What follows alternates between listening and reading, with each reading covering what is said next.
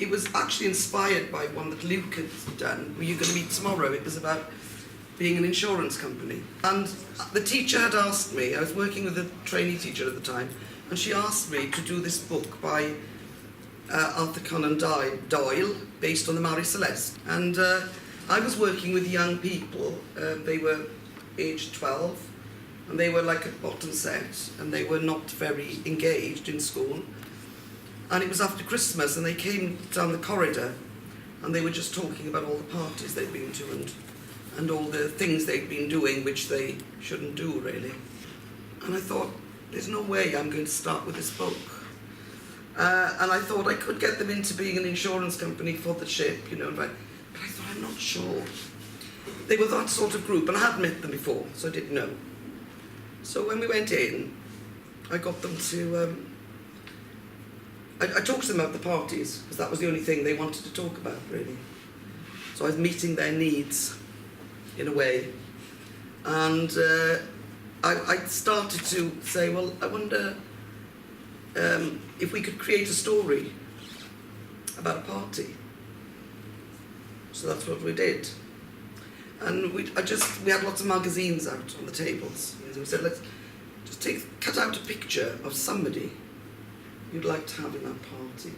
But they had the picture, and they created the bodies on the picture and decided at what point in the evening were these youngsters going to the party. You know, where are they? So we started to walk around the tables and look at everybody's pictures and stuff.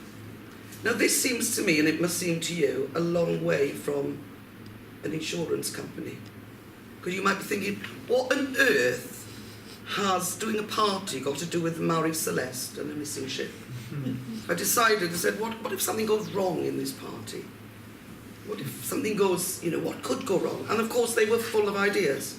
Oh yes, we could have burnt something, or we could have tipped drink on the carpet, or we could have done lots of things. So I said, well, how about, let's go for that tipping the drink on the party.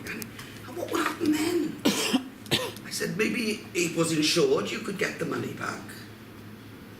And they said, oh, those insurance people, they're just rip-off merchants. They just rip you off, you know. And I said, well, do you not think?